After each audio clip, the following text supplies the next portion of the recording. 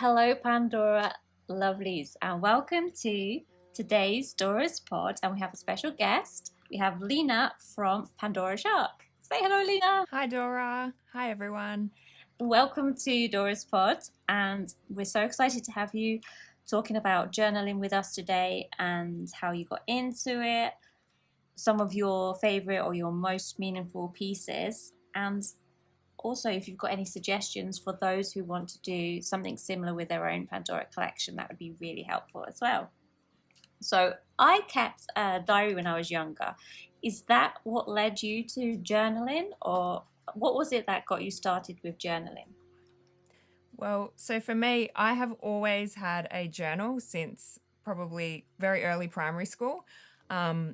In Australia in the 90s, it was a really big thing to have that journal with a little lock and the little key that when you were in third grade, you thought was, unbreakable, which you probably, thinking back, you could pull apart really easily with your hands. But I thought that was, I've got my secret diary. I can write whatever I want into it. And I really, really loved that kind of space to myself that I could have. And I've maintained that, I think, over the years. So I've journaled on and off. I like that it's something that is me time. I usually make a cup of tea. I have some candles burning, and I kind of spend however long I want journaling. It's not something that I do as a chore or a to-do. I don't have like a monthly, I have to do it once a month or once a week or anything like that, because I think that kind of ruins the process. I just love it as a creative outlet.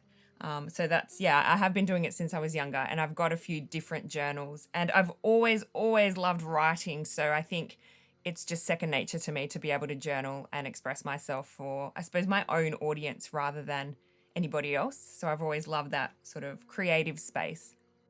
Yeah, definitely. That's what I find with the photography aspects of running a blog and writing as well. Yeah, I also had one of those diaries with the key as well. And I think they had the same keys. I'm sure like if we'd taken each other's keys and diaries, we could have just opened them all. Absolutely, they did. I'm pretty sure they did have this all the same key, probably made in the same place all over the world. So not Yeah. so secret after all. No. Did you have any special hidey holes in your house where you like tucked it away in case a family member went looking for it? Yes, I did, but again, thinking back, they were probably pretty obvious places, like under the bed or in the top drawer. So I Ah, don't know that they were all that hidey, but to me, as a third grader, they seemed like a great little place to hide things. yeah. See, I had floorboards in my bedroom, and one of them was loose, so I used to put mine Mm, in there in a shoebox, and I thought that was like super secretive until I found out my genius. sister had found my diary and read it. Oh no, oh no. Yeah. Lucky I didn't have any sisters that were close in age or anything like that. So I was lucky mine was kept safe for quite a while. Well, I mean, that's good. And I'm sure that is something that a lot of us can relate to. And hopefully, people have maybe picked back up on that hobby, like in this time when we've had um, a bit more space at home, a bit more time to maybe like reset ourselves, think about things we need to do for our own mental health. Maybe that's something that people have got into again now, Yeah, writing absolutely. diaries or doing journaling. I definitely think so. I think there's been a big push in the last, I don't know, maybe 5 years for the like mindfulness and sort of checking in with yourself, reflecting, I think, and to do that in an authentic way. I mean, a journal is a really nice way to do that. I think for people that are really busy, because I can definitely relate to being too busy to journal sometimes as well. I think in that situation, you don't need to physically write anything either to check in with yourself, to reflect, to spend some time kind of just thinking about things. Like you could be on the train or on a bike ride and be thinking about, ideas, concepts, themes. I don't know that it's necessarily something if you don't like writing, you don't necessarily have to write it. It could even be a photography journal. Like I suppose Instagram is almost like a Yeah. photography journal in a sense. So I think that's really, special about that process of reflection and journaling. It doesn't necessarily have to be written, but if you do enjoy writing or if you do enjoy that sort of time for yourself, it is something that's really, really lovely. Yeah, definitely. So, how has the whole journaling aspect translated across to your love of Pandora or your collecting of Pandora jewelry? It's really interesting because I think it kind of collided quite spontaneously. I've always done the two things. Well, I suppose I haven't always collected Pandora jewelry. I've probably journaled more than I have collected Pandora jewelry, but I've definitely caught up in the last few years in terms of the size of the collection and how much it's grown. Um, it actually collided when you asked on Instagram, on your Art of Pandora account, whether like what's something interesting that I could put on my blog. And I was like, oh, it would be really cool to do a journaling with jewelry section. And I think that sort of inspired me to translate the stories that I have in my bracelets and the themes that they relate to the journaling space. Whereas before they were kind of separate. I'd sort of have the journaling space for things going on in my life or things that I'm thinking about or questions that I have or decisions I have to make and work through.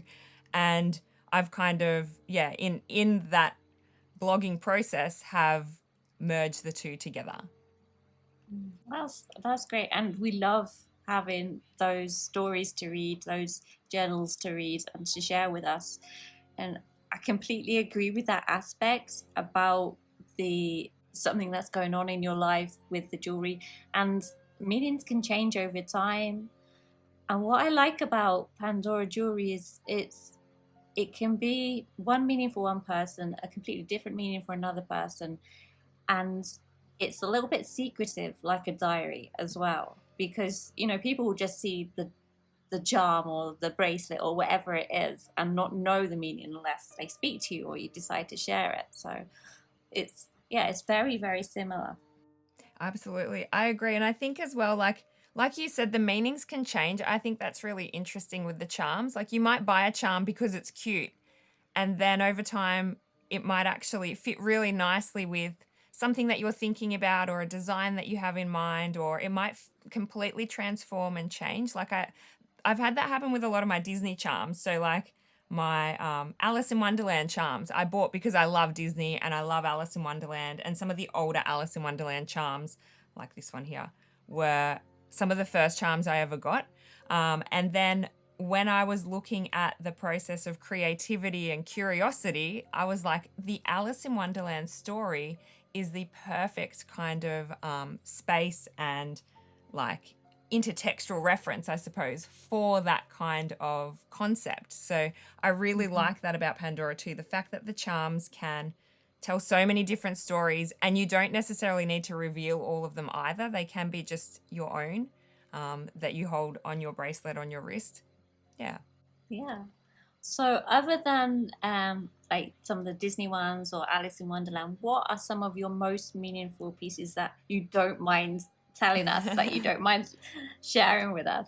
Yeah, sure. I mean, this is a very, very difficult question for me because I feel like I can create meaning out of most of the charms and have them go in like lots of different directions. But I think, for example, the ocean bracelet that I designed, that's got multiple meanings for me because I love my favorite thing about the newer ocean collection is the Muranos actually. And I'm not necessarily a Murano girl, but these ones are amazing. Like I do use them to color my bracelets occasionally. They wouldn't necessarily be the charms that I pick out straight away. But in terms of the blue wavy Muranos, they are really special to me. I love that each one is unique. I also really love the fact that they represent the ocean and swimming because having grown up in Australia, I absolutely love the ocean. I love swimming and I love the space the ocean provides me to be able to kind of be by myself, surrounded in an environment with really cool sea creatures and also not have the distractions or the noise. It's just you're living in the moment, and I really love that about the ocean. And I feel like the Muranos kind of have captured that in a tiny little encased charm. So I think that's really, really special. And then I've got, I suppose, the charms that I associate with like life events or really important kind of moments for me. So, for example, I've got my wedding bracelet, which was a gift my husband gave me for my birthday that I then turned into my wedding bracelet on this beautiful rose gold bracelet, and I've added the blue for something blue. So I've got an anniversary bracelet as well. So I suppose those like moments in life where they're your milestones, that's another bracelet that I cherish, and I actually don't wear very often because I kind of want to preserve it. And the other really special Pandora collection item that I have is actually a ring, and it's this ring here. My husband bought it because we were going overseas, and we were he was planning to propose, which I didn't know, and he was worried that should we not find an engagement ring, he was going to use a Pandora ring to propose overseas. So that I think is really special to me because he knew how much I love Pandora, that I would be totally okay with having a like pre-engagement ring that was a Pandora ring. So that's another really meaningful charm. And like I said before, ring, I suppose. And like I said before, the Disney charms, I find not only do they capture my childhood memories that I absolutely love, like the Alice ones or any of the princess ones, or I basically, anytime there's a Disney collection, I'm all in.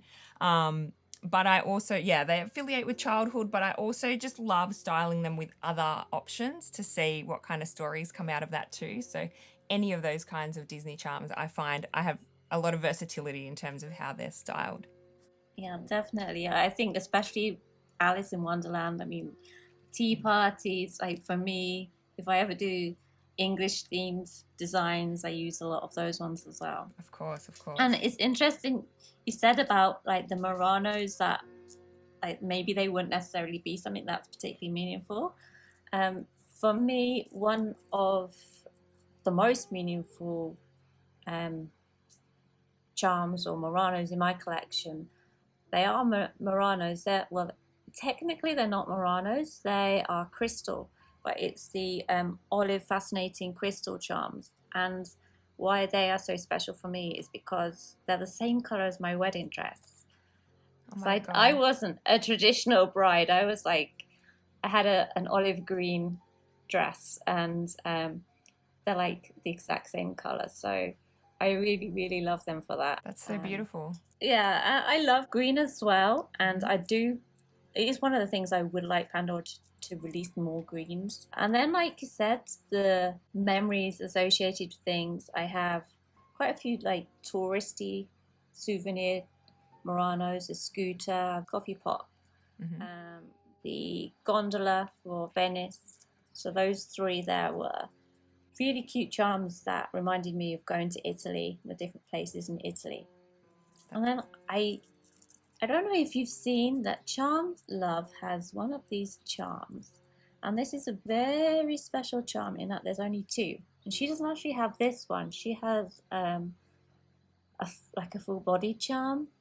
But this is a charm that's engraved with an idea I had that never came off. I wasn't able to achieve it, but it's engraved with the words Pandora Princess Club, and it's got a little logo on it, and then on the bail it's engraved with theartofpandora.com. So that's special to me for being part of my blog and like a milestone as well, even though it's something that didn't happen. The fact that it didn't happen kind of makes it more special because it's a one-off. That's so fantastic. Yeah. And then what was your first charm that you had? My first charm, that is a good question. I think my first Pandora pieces were actually rings. So they weren't charms. So I got rings first, and it was a amethyst birthstone ring because I'm a February birthday, which is always exciting for the Valentine's Day release. I'm always like, yes, some of this for my birthday, some of this for for Valentine's Day. So that's always very, very handy. And also the birthday, the percentage off for your birthday, always great. But so just a little pause there and a sidebar. What are you hoping to see for Valentine's next year? Valentine's Day. I mean, I have loved the pops of color. I've loved it so much. I've still kept my Valentine's Day bracelet. It's still going strong. So you can see it here. I have loved the pops of red. Like when they do little red enamel, they had the ox charm this year released, which I thought was super cute, and had the little pops of red enamel, and it also had the two-tone, the little ox, because it's the year of the ox.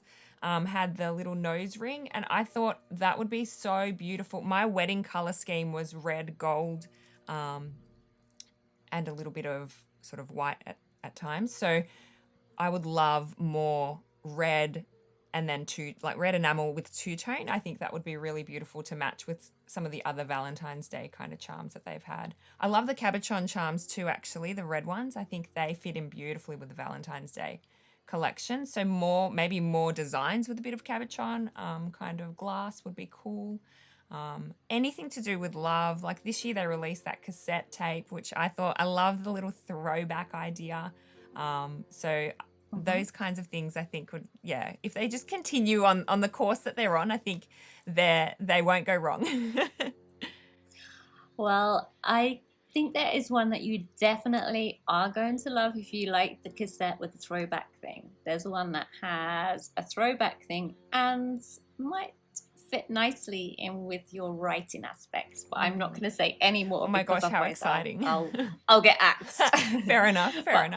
But sorry, I completely interrupted you. So your first piece was, you said the ring. Yeah, I had an amethyst ring rather than a charm. Yeah, and then my first charm was this Alice in Wonderland one that's here. So the one where you've got all the characters kind of around the charm. It's got the Mad Hatter at the tea party. It's got Alice. It's got the March Hare, and they're all having tea and having a jolly time together. So that was my first actual charm. And then I got a few of the Aladdin charms, I think, that came out kind of quite recently after that. I don't remember the years. I can never remember what year things came out. They all blur into one for me. I'll put it in the comments. Sure. As birthday gifts, I've also gotten, like, people will often get me kind of heart charms or amethyst sort of style charms with birthstone type of things. So I do have quite an early moments bracelet with like a purple heart charm, which I can link in later too, and I can show a little image because I didn't bring it out of my collection today. Probably because it needs a bit of cleaning, if I'm perfectly honest.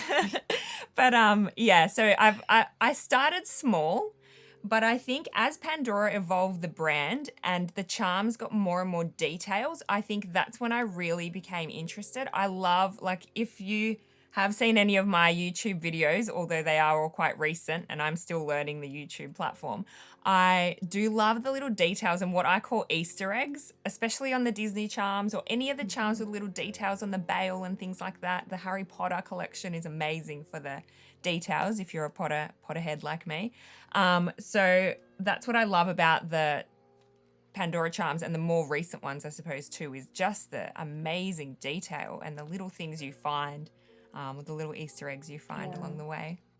Definitely. I think as well, I heard with Disney, they've been working alongside some of the actual Disney designers rather than just only in-house Pandora designers. So I think that's helped influence and make sure that they're picking up on all of those details. Yeah. But it's definitely true.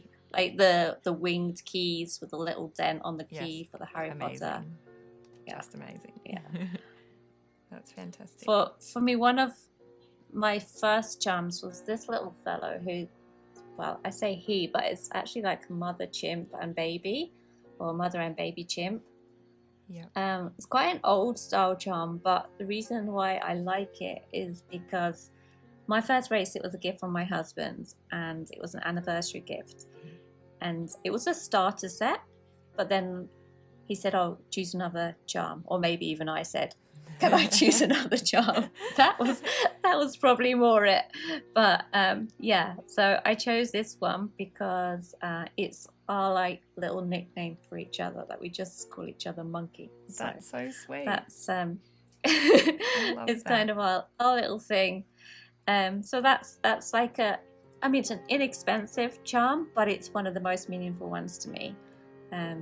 Even with some of the rare ones, that one, like when I thought I'd misplaced it or lost it once, I was like, oh no! I kind of felt like even if I got the same one again, it wouldn't be the same one. It won't be the same. Absolutely. That's so special, and I like that as well. It doesn't have to be a rare charm or a really expensive charm for it to hold that kind of meaning and that connection you have with your sort of real world and experiences that you've had. So I think that's what really also drew me to the Pandora collections and jewelry lines and launches.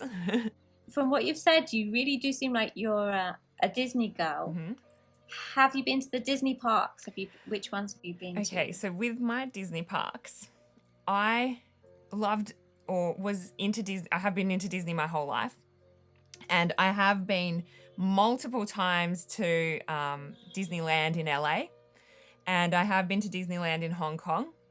Unfortunately, when I went to Disneyland in LA, the multiple times that I did, I was on student exchange for university, and I didn't have the kind of budget to invest, in all the Pandora shopping there. And I think it was before the time I really became a collector of Pandora too. So I sort of have a few pieces from there, but I wasn't as acutely aware of the difference between just Disney charms and Disney park charms. So for example, from Hong Kong, I do have like a 10th anniversary Disney park charm, but I definitely regret, and I've seen other people on Instagram talk about the same thing, where they really regret not having the money or not having the kind of awareness, especially now that with all the lockdowns and things like that. I've always assumed, we can travel, we can go to America anytime, or we can go to Paris, Disneyland, or Hong Kong, and the lockdowns really shocked me because I thought, oh no, I may never be able to go to Disneyland again.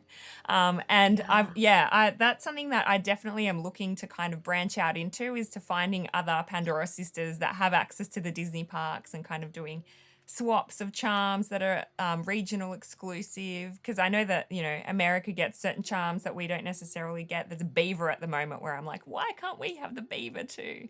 The Disney park ones, especially the princess castles and things like that, when you do live in Australia, sometimes it does take a bit of time for things to get here, or they'll just have a different range. So that's something I'm definitely interested in, but hopefully with the pandemic kind of being over eventually, that'll open up that possibility to travel for us too. Yeah, I hope so. I've had 3 Disney holidays that were booked and cancelled. So I have another one booked, and I hope I get to go on it. But yeah, we had plans to go to the park, like Hong Kong park, to all of the parks on that side, and then maybe Disneyland Paris as well. Then we had some cruises booked, but so we'll see now. But I would like to tick them all off eventually. Yes. All of that the sounds amazing. That's a great dream. Yes, the Disney dream. But I have this one, which is a really nice souvenir from Disneyland Paris, and it's got the castle in pink. So I know they have a lot of the castle dangles, but I try not to get too many dangles. So I like this because it's not a dangle one, and it has the Disneyland Paris logo on it. And then the Toppery Mickey, which was an Epcot charm. So he's like a Mickey-shaped hedge. So he's really cute, and they're nice because I got them when I visited the charms. And although like some have offered to help me get some of the park's charms, I'm like, no, I'm gonna hold out until I can actually go, because I'd like to create those fresh memories and have it linked to the pieces.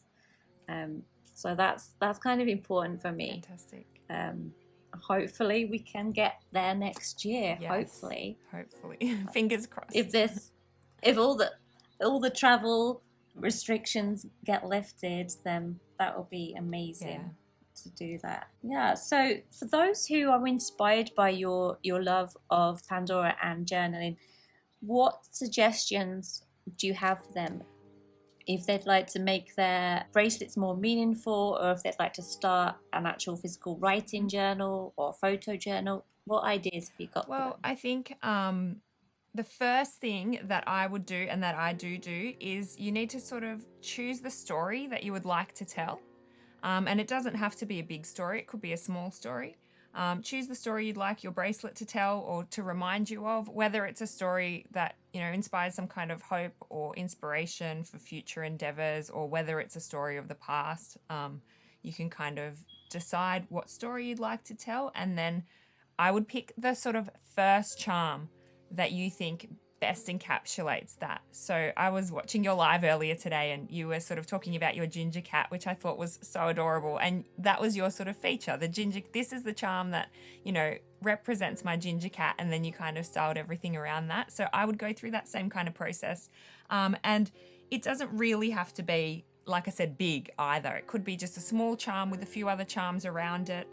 And then other charms can build up the bulk of it if you want a full bracelet, or you might like to just keep it small and meaningful in that way. And as we talked about before, holding that sort of secret story to yourself or sharing it with others. That's the other great thing about Pandora is people ask you, wow, I love your bracelet. You know, what do the charms represent? So that it's a really nice kind of way to represent things that have happened to you.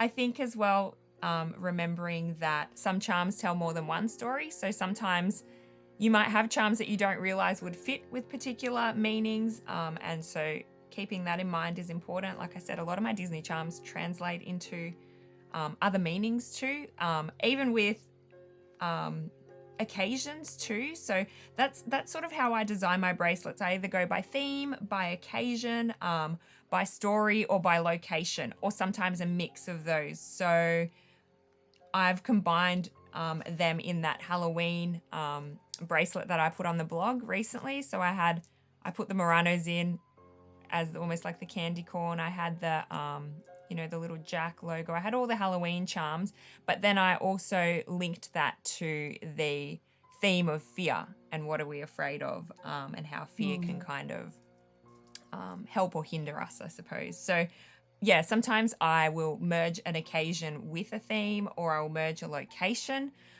with a theme as well. A lot of my travel charms that are regional exclusive, like for example the Russian babushka doll, which is a dangle, the matryoshka or babushka doll, that that's a special charm to me, which I have put on my travel bracelet at the moment. So it's location themed, but I could easily turn that into a bracelet that like represents my cultural heritage, or even on this ocean bracelet that I have here that I've also shared on the Art of Pandora blog with the journaling with jewelry. I have this fairy tale fish, which in Russian fairy tales, they do have, a magical fish. So that links to me not only to my cultural heritage, but it also fits the ocean theme really well. So that's another example where one charm can be used in multiple ways and tell multiple stories on your bracelet. So I would definitely keep that in mind and think about how the different charms can represent different moments in your life, or locations or occasions, or what story you would like it to tell as sort of ways in. And then I think my main suggestion would be to start small, because sometimes it can be a bit overwhelming. If you have a big collection, or, if it's a bit out of your price range or something like that, starting small is a really good way to go, because every charm holds a story. So if you start small, you can build that story as you go along. And as for journaling, like I said before, you don't need heaps of time. You don't even need to write, but you could set yourself some time to write every day. Some people love to do that, but you don't necessarily have to. Sometimes just thinking about the concepts before you write them down is a good way in, because you don't feel that time pressure. When it becomes a chore is when I think, it loses its sort of meaning a little bit. So if it's something that you do for yourself that you love, you set up an environment that's really nice to journal in, I think that's when it's really the best time to journal. And you can just write about I provide journal prompts on the blog, but there's heaps of them out there. You can find them online. You can write about just what you're thinking about in that moment. There's no rules, I suppose, is what I'm trying to say, which is what I love. And that's where the creativity comes out. And that's what I find with bracelet design as well. I have something in mind, but then because there are really no rules, it usually goes somewhere else anyway. And I love that about the photography aspect as well. Yeah. Yeah. And your photos and your journals are amazing and very, very inspiring. And I'm sure you have inspired lots of people to, if not start journaling, maybe put a little bit more meaning into their designs, not just pick things because it's pretty, but try and think about what it means to them. And if you are not following Lina on her Pandora Shark channel, why not? Please go there now and make sure you follow her and you subscribe to her, and on Instagram as well. And then you will see her gorgeous designs. And hear more about her ideas and her inspiration behind those designs as well. It's been really, really, really fantastic to have you, Lina, and I think I've got a lot to think about, so I'm sure followers do as well. So thank you for joining us, everybody. Please be sure to like and subscribe and leave a comment. Thanks for joining us. See you. Bye-bye. Thank you so much, Dora. Bye.